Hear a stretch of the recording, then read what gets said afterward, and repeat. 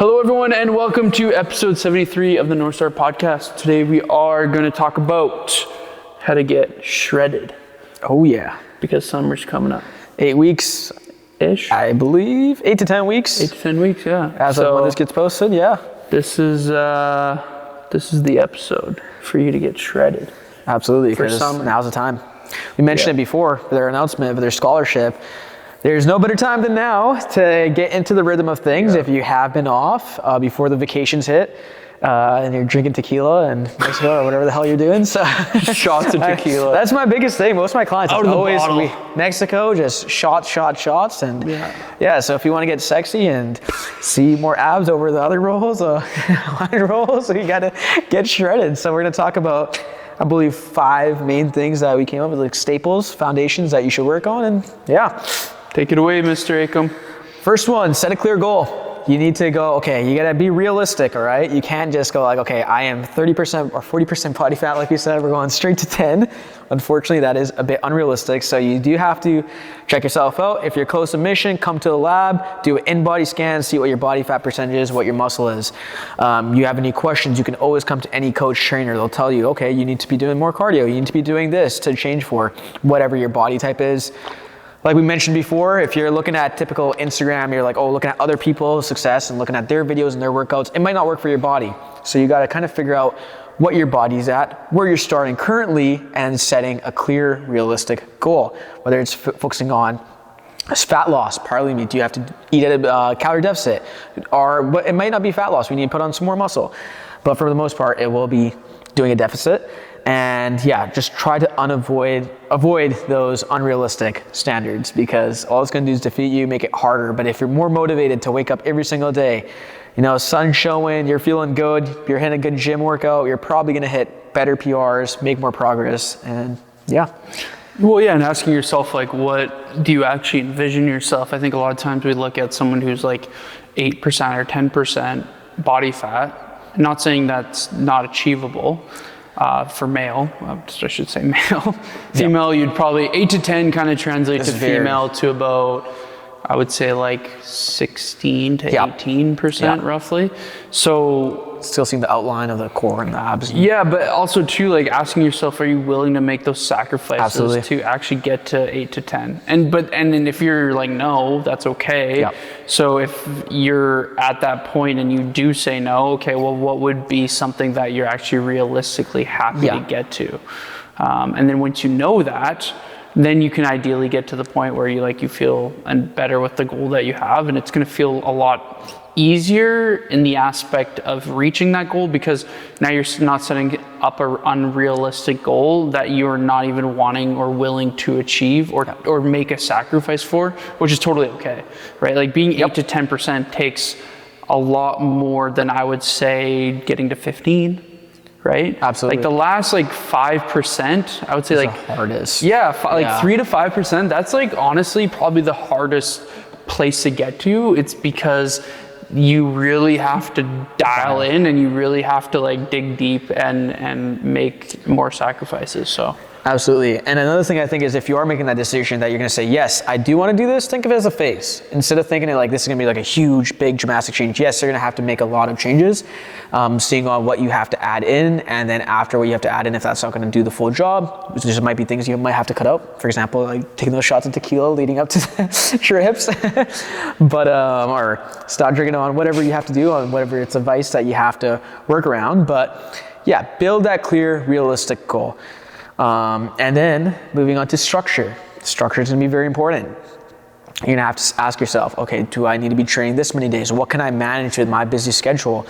Whether you're in school or whether you're a busy parent, you have to figure out what you can manage. You might have to add a little bit more frequency as you get used to it. So let's say we're 8 weeks or 10 weeks is our timeline. Within 5 weeks, we're adding an extra training day, adding slightly more volume. I always say focus on those compound lifts first, progressing in that, pick 4 compounds. Let's say it's a chest day, a back day, or it's an upper body day, picking anywhere from 4 to 6 compounds and really focusing on toning and just dialing down those basics and progressing in those. as progressive overload is going to help you build muscle as well, which is, if you just lose the fat, that's going to be one thing. If you have muscle and you lose the fat, that's awesome. But if you're in a stage where you also need to build more shape, the muscle is going to help see that tone. So building the muscle is going to be a big thing. And obviously, if you're in the gym, you're getting the pump, you're going to feel better, and you're going to look at yourself better, and you're going to feel better by looking at yourself in the mirror. So there's not really much you can go wrong with getting a pump. So yeah, and I think like obviously too, the big thing is, like you said, the starting point, right? Knowing your starting point and what's actually realistic in that timeline. So put too much stress on your body either. Yeah, like don't just go from like 0 to 100 right away, right? You're gonna get a lot of quick results at the beginning, so your body's gonna respond pretty much to almost anything that you do at the beginning, because it's going from one thing to the other if you're not doing anything. If you are doing something and you already have a routine and things, that's probably where I would look at, obviously your workout programming, of course, but I find to tend to see more people just have to look at their nutrition. And when they make those adjustments, then those things start to change. But the biggest things are going to be, obviously, at the end of the day, knowing where you start, knowing your plan, what's your timeline. If you have 2 weeks, well, it's not realistic to lose 20 pounds. Right? Absolutely. So give yourself the time now, because it takes longer than everyone expects. Everyone thinks it's absolutely. Right? Everyone thinks it's going to be 8 weeks. Well, it actually tends to usually be 12 weeks until you actually get to the goal. It's not because... And the amount too is a big thing. I've seen so many influencers post like, hey, I thought I'm going to be 8% body fat. I'm only going to lose like 4 or 5 pounds. And then they think they're like at this, but then they realize they have to lose like 30 pounds of fat to be able to actually fully see everything. So yeah, especially if you're someone who is already doing the things, I find that most people usually overestimate. So being realistic. Yeah, and just like at the end of the day, the thing is, it's not bad if you are at a place where you're not happy when you get to summer. I think that's also another misconception. Doesn't mean just because you didn't get to your end goal by summer that you're failing. I think it's not a race or anything. Yeah, like you just got if summer kind of got you to the place where the ball's rolling, you should be able to feel like it's sustainable enough to keep going. If you get to summer and you hit it, and you hit like, let's say a goal, and then you don't even feel it's sustainable, well, you're just going to gain the weight back, and then you're just doing that vicious cycle every single year. So I would say this time around, if you are looking at going into the summer and wanting to hit a goal before summer, actually build something that you can feel like you do for the rest of your life. I think we can all speak on that. We've trained clients, we ourselves in the beginning when we started probably did that as well, where you went full 180 one way and flipped the needle, went full direction the other way, and just constantly sprinted instead of building the habit and just sustaining it as well. Another thing I want to chat about is your protein. Your protein intake is going to be big. Just to sum it down, out of the 3 macronutrients of your carbs, fats, and proteins, your proteins ends up burning more energy throughout the day because it just takes more thermal energy to like burn. So you end up actually makes it a lot more easier to sustain the muscle, like we mentioned, feel good, feel strong. Like there's so many benefits. Like your skin looks better, look a lot more better. But yeah, preserving that muscle loss is going to be a big thing, especially if you're doing a very big calorie deficit. You're bound to lose something always, just because of constantly being. One camera turned off. Should we just wave at this camera and just restart? No, I'll just edit this part out. Okay. I must have died. Did die? Shut up. No, okay, we're good. We're good? Is this one filming? This one's good, yep, it's on. Yep, we're good. Awesome. Keep going? Okay. Another thing about protein, which is awesome, is it helps you manage your hunger. It helps you with your, I can never say the word, satiety? Satiation or satiety. Satiety, yeah. And the simple guideline I would mention is try to include protein in every meal.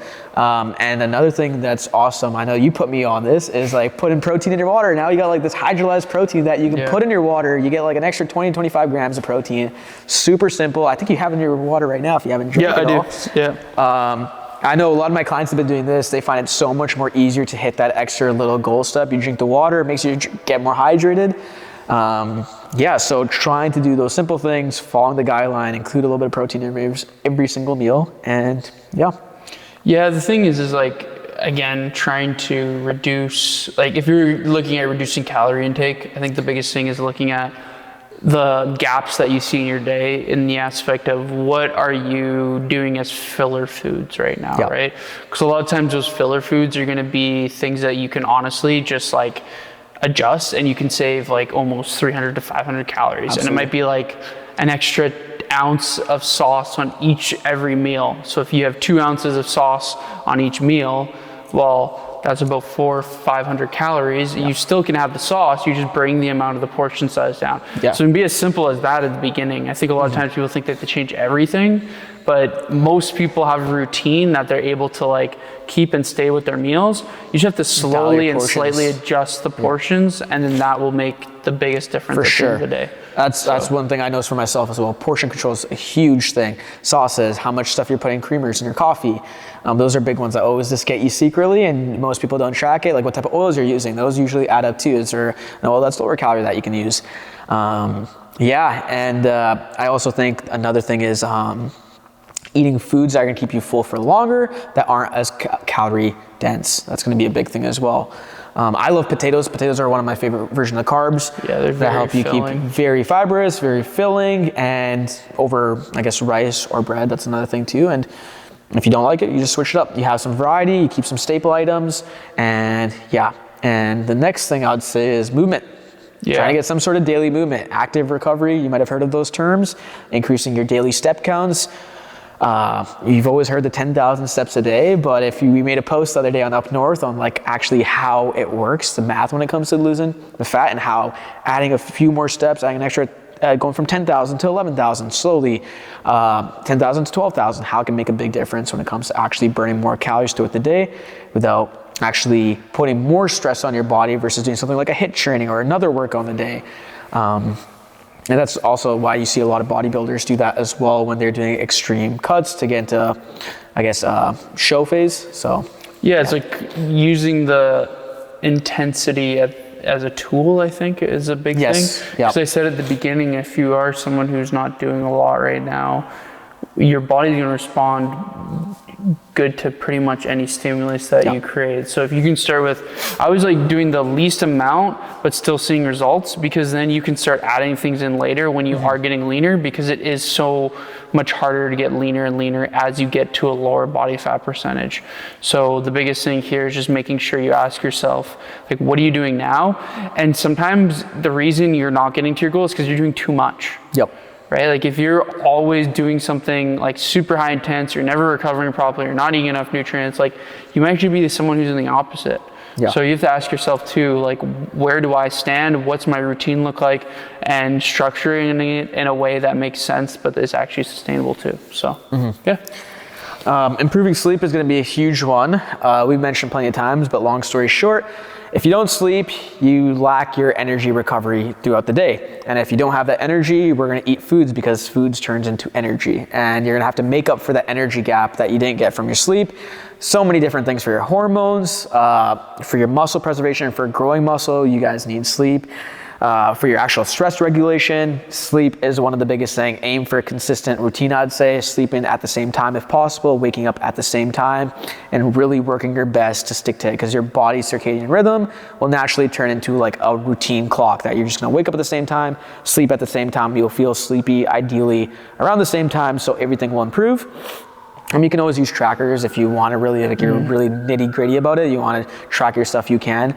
But yeah, poor sleep is going to disrupt your appetite and recovery in almost every way. So it's one of the most underrated fat loss tools. It's free, guys. Sleeping's free. You got to do it regardless. So might as well work on your sleep, because you got one life, and nobody wants to see you when you're at your most groggiest and so. Well, I think too with the whole sleep thing, like I even noticed with myself, you definitely know, like if you've had a period of time where you're not sleeping well, because everything's hard. Like everything is harder to do. Harder to get out of bed. Going to work, going to your workout, making better nutrition decisions. Like everything just is so much harder. So I would say if somebody's even starting and your sleep is like poor in general, start there. Start there first. Start there, because everything else will seem a lot more easier. Because if you just focus on the opposite of, just doing your workouts, nutrition, and you don't care about your sleep, well, eventually you can do that for a long period of time, but then there's going to come a point where it's like you're not going to be able to do that forever. Yeah, you're overwhelmed. So I always say, like,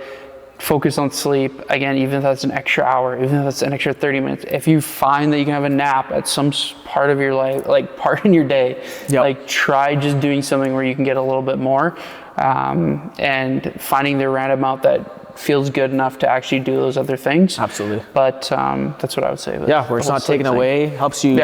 I think of it just simple, just balance. It's homeostasis. And at the end of the day, you're just regulating your body to make sure everything's balanced. And if everything's balanced, a lot more easier to make proper decisions with your head forward. And the next thing is your liquid calories. Those hidden calories that creep up, those are a big thing. When we say liquid calories, I'm not primarily talking about protein shakes and stuff like that, but I'm thinking more about your alcohol, your sugary drinks, your ice frap latte, whatever people drink nowadays. I don't know at Starbucks. So. Well, even like, this kind of goes back on portion. It's like if you're used to having a medium of a drink, why don't you just go have a small? Absolutely. If you're one of the diehards, I have a client, he needs to have a caramel salted something drink every single day. It's mandatory. It's a mandatory drink. He's like, if I stop that drink, I'm gonna lose my will to live. All good. Just basically portion control. Go with the smaller size, or buy it and just don't drink the whole thing. It's like, that's another thing too. You don't have to finish the whole drink every single time. No, and you don't. And I think that's the nice thing about it, is at the end of the day, you're gonna look at kind of like, what do you do now? What are some things that can shift? And when you do it like that, you're still giving yourself that grace to enjoy the things you enjoy, but you're just having a little bit less of it. Because I think a lot of times we get stuck in that, okay, we're not gonna have it at all. And that builds that vicious And then you cycle. just end up eating more than what you would originally eat anyways, because you just allowed yourself to eat. Yeah, you just go the opposite direction. So I think just understanding that about yourself too, it goes a long way too, so. And the final point, the most important arguable point is adherence, all right? Focusing on consistency. You need to be adherent to your program. Yes, the next 8 to 10 weeks, depending on where you're at, can be looking very extreme. It can be small changes, as we mentioned, but if it's not sustainable and you end up regaining that weight, whether that's halfway through summer, whether that's the end of summer, you're not gonna feel happy with yourself. You're just gonna build another cycle, and I've seen it where actually, I've had like friends of mine who got into really good shape, and then they gained that weight back, and they're so much more miserable, and their mental health has gone so much more worse, because they're like, hey, I used to be like this, I did this. Now I'm here, I feel like a failure. And it just stops them from just trying again. If the whole plan, remember, you gotta remember, it's a phase. If it stops you from moving on to the next phase of your life, and you just fully stop, that's where you get the needle going backwards. And that's the biggest thing. If you can't be adherent to it, you're not gonna what is it, like 3,500 calories to lose a pound of fat. It's like, no one's gonna do 35, you're not gonna lose a pound of fat a day by just doing an extreme diet. It's just not realistic. So making it realistic and going back to that first thing we mentioned, having that realistic goal. Trying your best to steer yourself and navigate yourself through it. If you need help with a coach, there's so many tools out there nowadays with the internet. So just being able to utilize all that stuff and adhering to it. Whether you need a partner, whether you want to do this fat loss phase with a friend, a family member, whoever it is, someone online, if you have an online friend that you can do, try to have a community that helps you. That's going to help you a lot. And yeah, as I say, you mainly need consistent action. That comes first over anything, any change.